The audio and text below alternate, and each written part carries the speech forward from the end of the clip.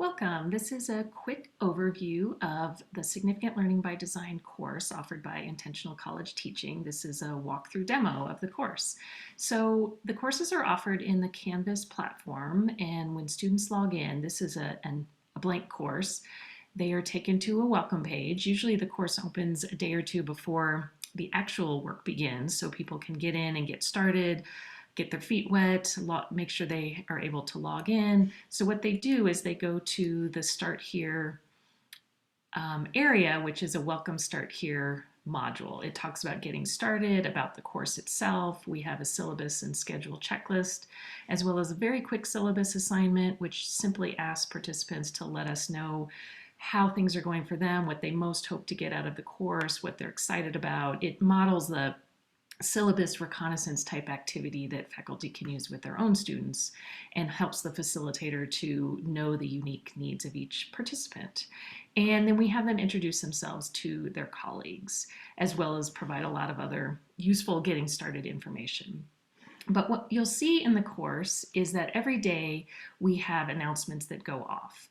And this is where the course can really be customized for the particular group that's in it. If we have a group from one institution that are all in the same discipline, we can share specific examples, or we might be able to provide highlights of what other individuals have shared. But every day there's an announcement that will go out that is very particular to that group and that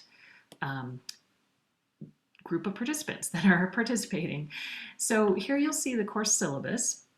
Again, this models an online course, so even though these aren't really about teaching online, a lot of faculty and participants will talk about how they receive some really great ideas and tips and just an experience of a well-designed online course. And so we have a syllabus where we talk about the big dream for students in this course, because that's what we're modeling. We have a description, we have our learning goals, and we also, again, here model Dee Fink's categories of the taxonomy of significant learning. So for this particular course, this is what we hope that participants gain in these different areas, all the way through the caring and the learning how to learn.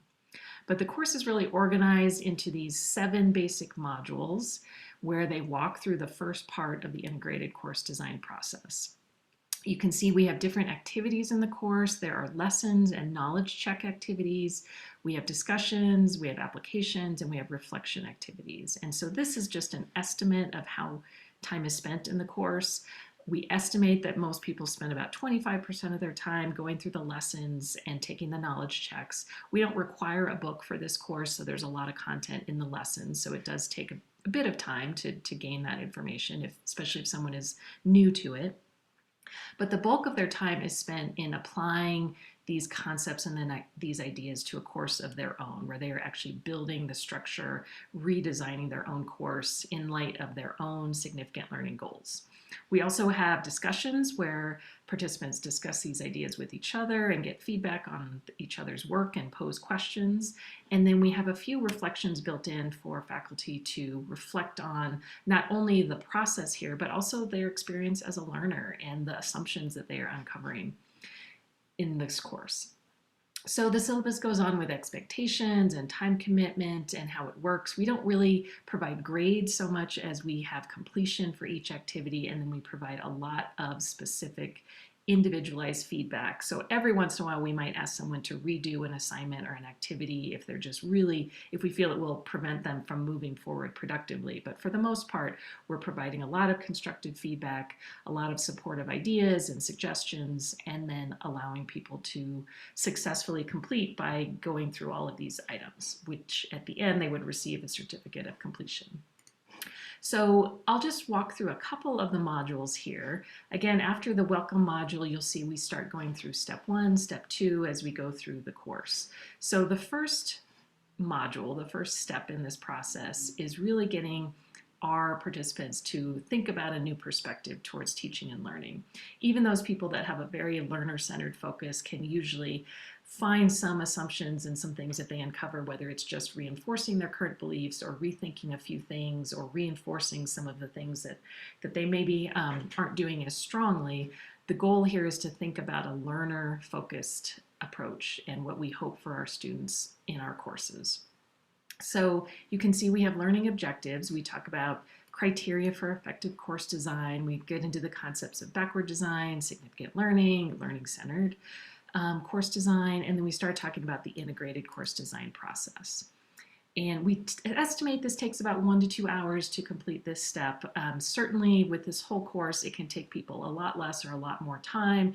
This is just the estimate over, we've been running this course now, I don't know, 7 or 8 years, and we found that really focusing it on about a 20 to 25 hour time period over roughly 2.5, 2 to 3 weeks is very doable. Most people that start this course finish the course and successfully complete it, the vast majority of folks, unless something really unusual comes up. So it is doable. Everyone always wants more time. They want it to be longer. All of these things can certainly take more time than, they can take as much time as we want them to. So usually we have found kind of a nice happy medium with this 20 to 24 hour time frame. And then within each module, you'll see we have optional readings and resources, and we're constantly adding and supplementing this work as well and updating it.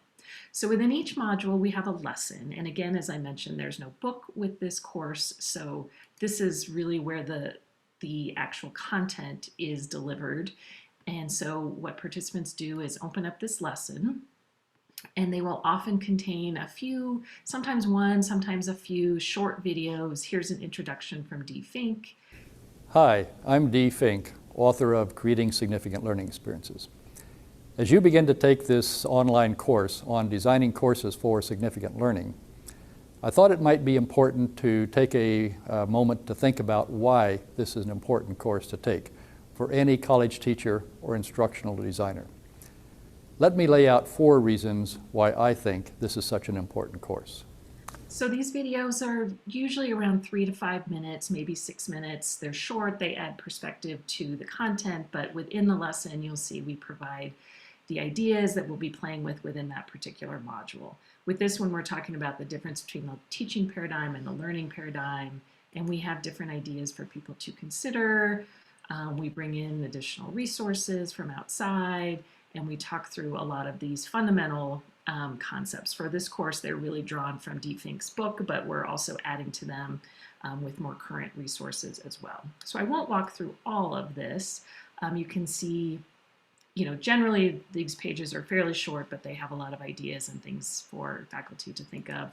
And then we have a few short videos integrated as well. So if we go back to the Canvas course, in this first module, what they do is they go through that lesson and then they have a knowledge check. In each of these modules, there's a very short, usually 5-question quiz, if you will, that really reinforces the concepts that we want them to be playing with in that particular module. They're not quite busy work. They're not super difficult questions. They're generally designed to get people to think about this concept in some new ways. And sometimes these questions really spark some discussion. But it's a way to just kind of reinforce for everyone that this content is the highlights of the content for the week. So I'm going to submit this. Of course, I'm going to do terribly because I didn't answer any of the questions. But that will allow me to move along and show you the discussion activity in this first module, where in this one we simply ask them to think about, what perspective do you feel like teaching has been dominated in either your department, your college, or discipline. Often if we have individuals going through the course from the same institution, we can adjust this a little bit, and we have them focus on their discipline, so they're not necessarily talking about their colleagues. But usually they talk about what has been dominating their discipline, their department, their unit, and what they think they could gain by going through this integrated course design process. What are they most excited about? What most concerns you? So a lot of ideas, as you can imagine, get put forth in this first discussion area. And we do ask participants to respond to each other as part of going through the course and as part of completing it. And then what you'll see in the second module, this is where they begin to actually build their own course. So in step 2, The idea here is focusing on the situational factors and the special pedagogical challenge. This is the first step in the integrated course design process. So again, we have their goals here. This one, we estimate it will take a couple more hours, 2 to 3 hours to complete. So as we start moving forward from here, participants usually have a couple of days to complete each module.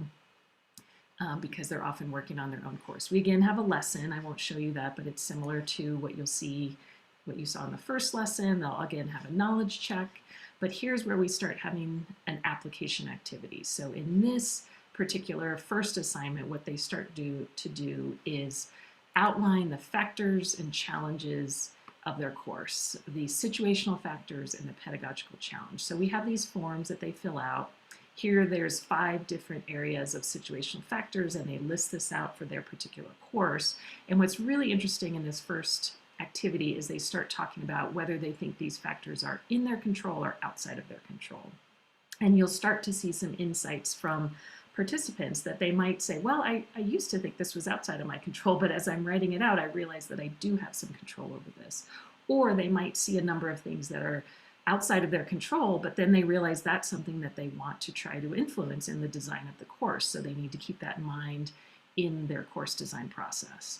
And then we also have them work through a special pedagogical challenge, which the idea of this is that it's something that really impedes significant learning, but that we want to tackle on the very first day of class or the very first week or at the very beginning. So it's it can be that, my students feel like they can't do math, or maybe my students don't understand why statistics has anything or any importance to their lives, their future, their careers.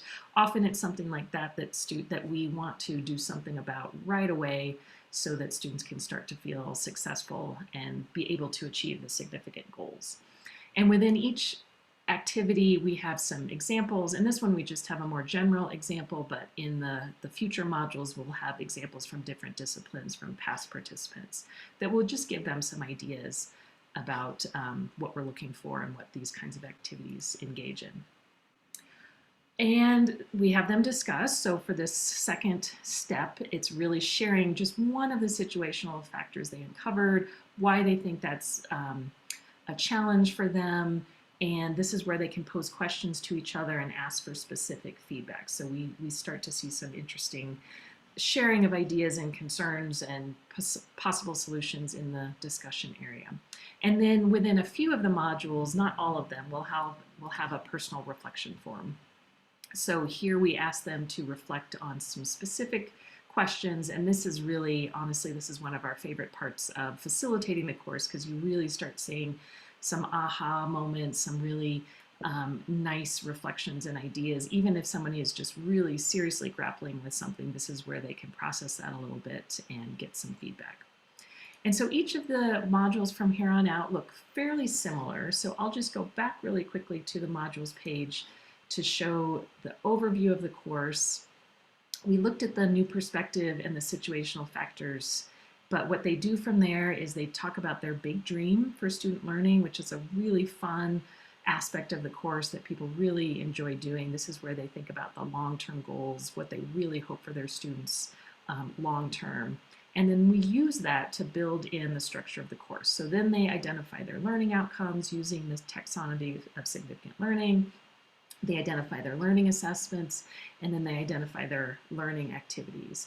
And perhaps I'll show just real quickly the 3-column table that they end up filling out as they go through this, as this loads. And then what we do have here are some exemplars from different disciplines that will just give them some ideas, some thoughts about things that they can do, and also just some of the various differences that, these things can look very different in different disciplines in terms of what kinds of things people talk about and what they want them to share. And we also have Dee Fink's website, which lists quite a few other examples from all sorts of different disciplines. And then in the very final module, what they essentially do is pull it all together and create a wrap-up of what they've learned in this course, and also a plan for some next steps for continuing to learn and to develop, because obviously they can't do everything in this short course.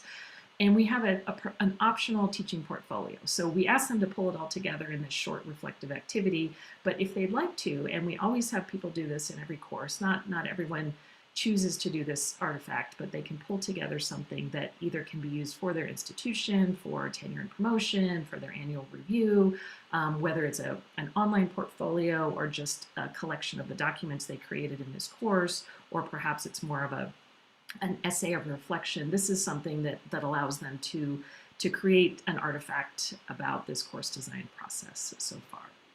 And that is a quick overview of the Significant Learning by Design course. Thanks.